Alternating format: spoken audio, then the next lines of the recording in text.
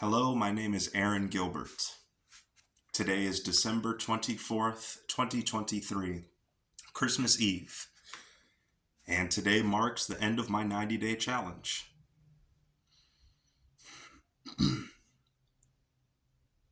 I created these videos about 6 months ago. My first video I made was, it was a rough one. I sometimes go back to my previous videos to watch for myself to see where I came from, to see where I was at mentally. And it's honestly incredible. It's been an incredible experience these last 6 months to see how far that I've actually come.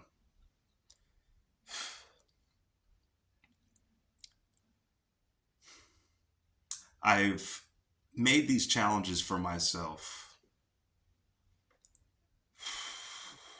in hopes of bettering myself, of course, but to hopefully help someone else who is also trying to help themselves, someone else who is trying to better themselves, and to prove honestly to myself and to a person who may feel like it's impossible to improve themselves. I made these videos as proof that as long as uh, a person can stay vigilant, can stay extremely focused on themselves and their well-being, it is very possible to get yourself out of a rut that you may find yourself in. The number one thing that has helped myself in these past 6 months or these past 90 days, the number one thing that honestly has helped me in my mental health is helping others. And to try and go back, in my thoughts and my brain to try and remember every single instance where I did my best to try and help another would be unnecessary. Every day I go out and I strive to, better myself, whatever. I start with a workout now. I've taken on working out in these last 90 days, or I'll open up a book, or I'll listen to something educational on the internet. However, in the process of me bettering myself, to better another person, to go out of my way to help them, whether it be just giving them a bottle of water, or whether it just be smiling and asking them how they're doing, making eye contact with a person, in its own way can be very helpful.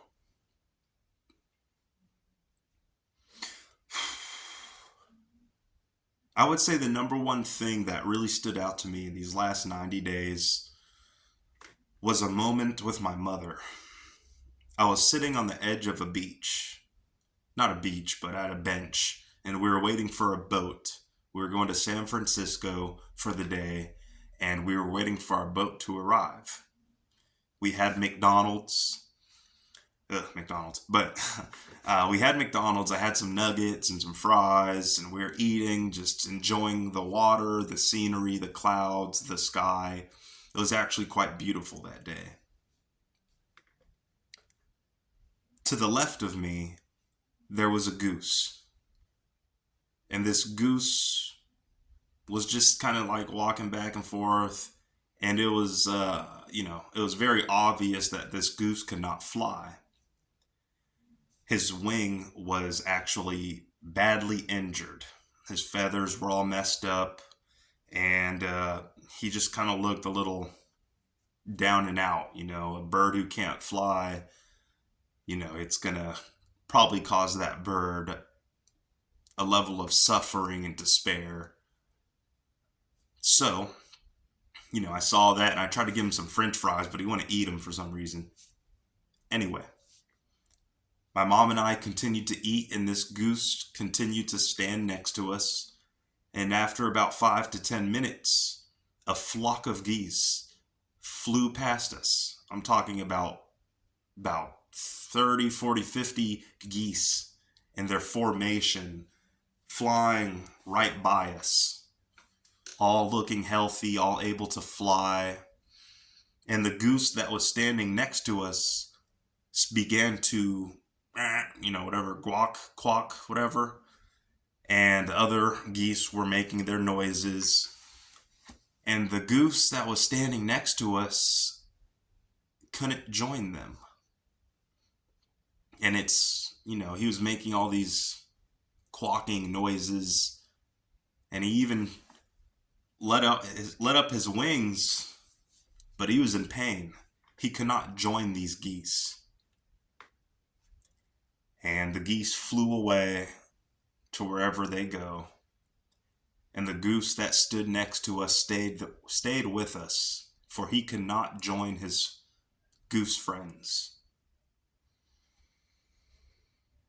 This kind of made me sad at the moment to know that a bird with wings could not join his friends, for his wing was injured. He could not fly. Looking back at this instant, at this experience,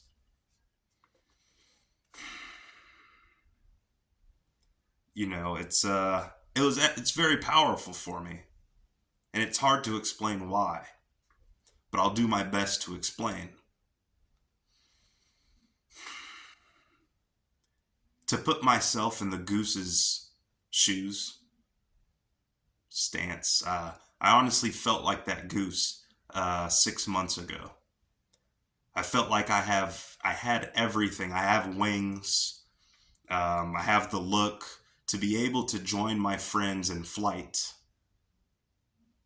However, an injury the injury in my case would actually be my own thought processes that was injured, that prevented me from joining the masses or joining the people who are flying or who are, holding down a job or who are not doing drugs. And as I go out in my day, I'm on a skateboard and living in the Bay Area, San Francisco Bay Area, I see a lot of injured geese. That being people in despair, people who are suffering, who are injured through their own thought processes, who are not able to join the masses.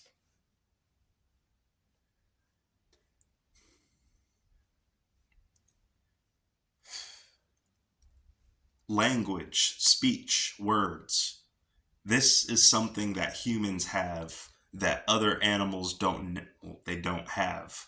They can't just, they make noises and stuff, and it probably means one thing or the other. However, as human beings, we have the power to talk. We have the power to express ourselves through speech.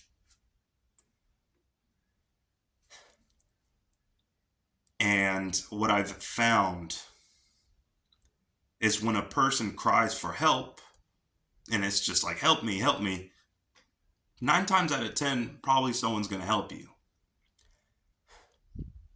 However, someone who is injured and who is just kind of lost in their thoughts won't always scream for help. Their cries of suffering may be presented in other ways, in other words that don't sound like they need help, honestly.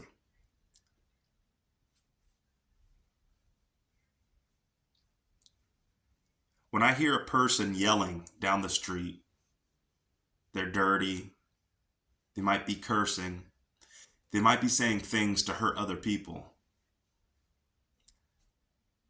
I don't hear anger.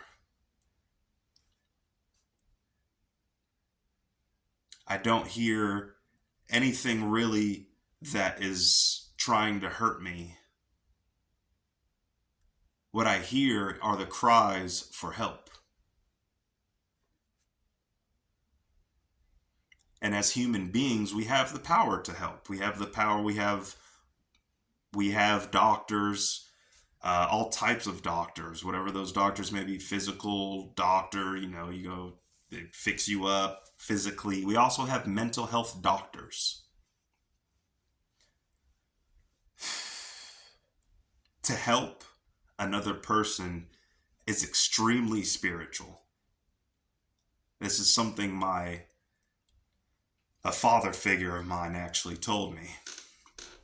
Helping another person is one of the most spiritual things that you can do in your life. Why is this? Why is it that helping someone is super spiritual? What does it mean to be spiritual? One second. What does it mean to be spiritual? I didn't know what spiritual meant, so I had to go open up my Webster dictionary. Spiritual means of, relating to, consisting of, or affecting the spirit. What is the definition of spirit? Good thing it's right above spiritual. Spirit, the definition is a life-giving force. Also, the animating principle, soul, Holy Spirit, specter, ghost, person, disposition, mood, and there's a whole bunch of other stuff. A life-giving force.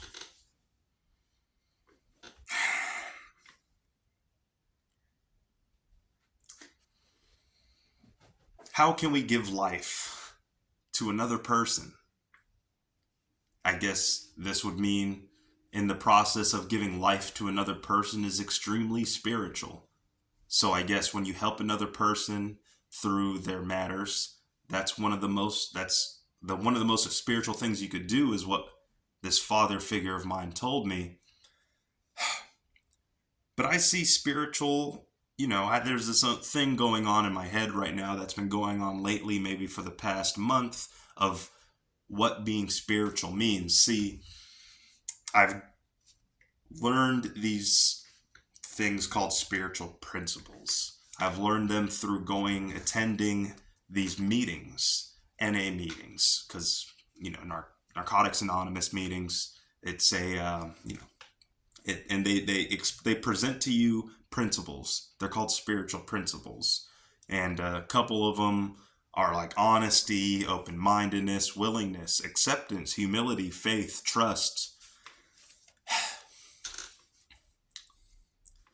So in other words, if you practice these principles, that will help your spirit.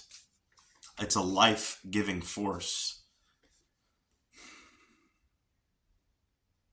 When I saw, going back to my story of the geese, when I saw the flock of geese flying past the injured goose, it made me sad, honestly, because the goose was injured and he was like, I want to join you, but he couldn't.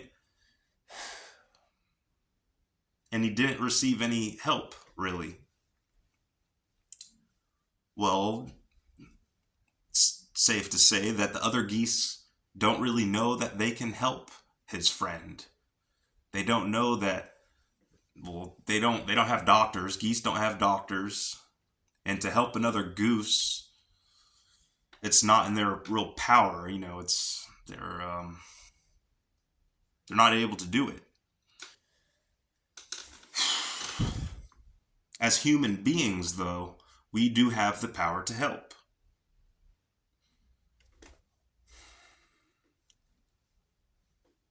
So to do something spiritual is to pretty much just express your human traits, is the way I see it.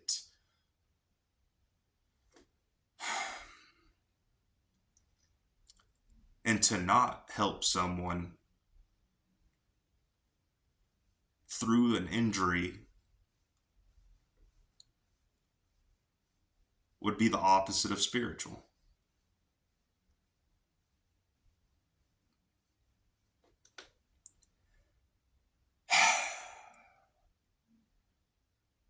Yeah.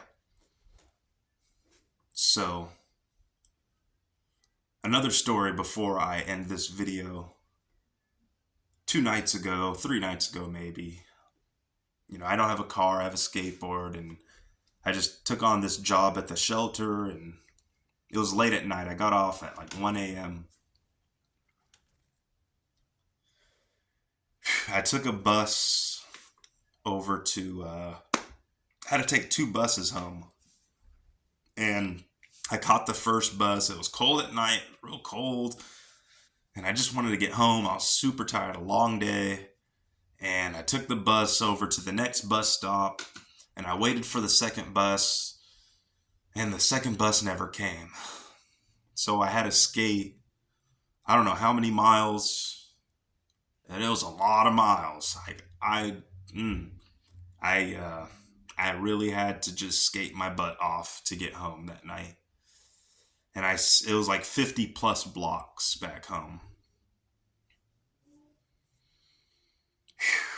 And I started skating, and I'm like, oh, I'm so tired. And I waited at the next bus stop in hopes of the bus coming.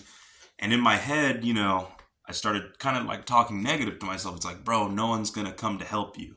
You got to get yourself home. No one's gonna come help you. If you want to get home, you gotta find something to do right now to get your butt home. That being, suck it up and get home on that skateboard, bro. But I'm not gonna lie, I started to cry. I was like, oh, no one's gonna come to help me. I like helping people, and this bus can't even. It's kind of like shaking your fist. I'm like, bro, what the heck? Why can't this good thing just happen so I get home quicker? And I sat there at the bus stop and I was crying, weeping. And once again, behind me, to the left of me, there was a woman laying on the ground with one blanket. She was sleeping underneath this blanket. It was extremely cold. She was on the ground, no pillow.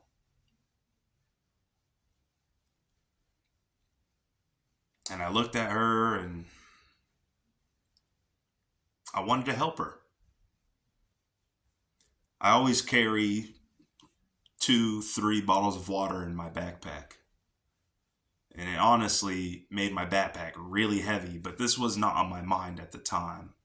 To see this woman laying on the ground at like it was 2 o'clock in the morning, 2:15 in the morning at this time. I'm like, she probably wants some water. So I reached into my backpack, I grabbed this bottle of water, and I left it there for her. I'm like, here, have some water. But she kind of just ignored me. She was just sleeping. I put my backpack on, and it felt lighter, obviously. I took a whole bottle of water out of my backpack. And it felt easier, like as I started to skate away, because my backpack was lighter.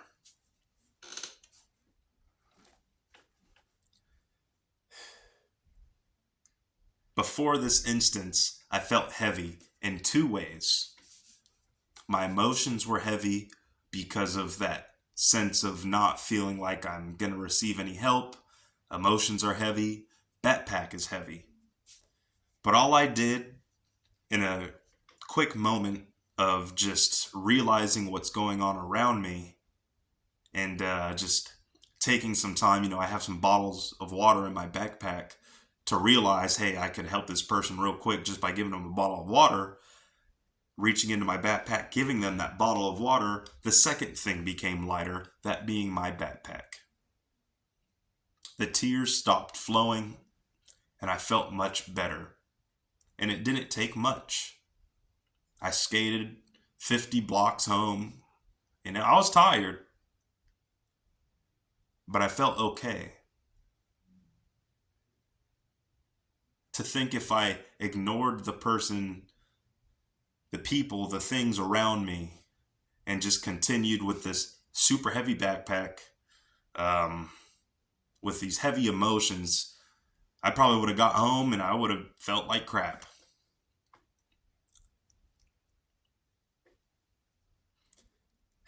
I tell this story not to present myself as some saint or someone who is just, oh, he helps everyone.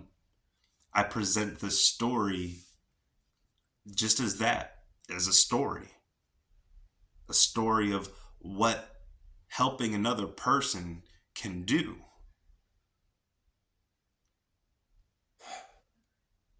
I'm constantly I constantly have to be vigilant of my thoughts, of my thought processes. I got to think of, why am I thinking of this right now? Where does this thought sprout from? And I do this, well, so I don't do drugs. It's a really big reason. But I do this because I care. I find that if I were to pick up, if I go, it's so easy to get weed nowadays, especially in California. I can go to the cannabis store and get some weed. I can go to the liquor store and I can get some alcohol. I can I can go to a strip club. I can go to McDonald's and eat away my pain. I can find I could find comfort in going to another person, you know, for sexual pleasures or whatever the case may be, in order to make myself feel better. However, to make myself feel better on that surface level, so surface, it's not. It's going to make me feel better on the surface, on my fit, quick, quickly make me feel good. But to make me feel good on the inside, I really have to pay attention.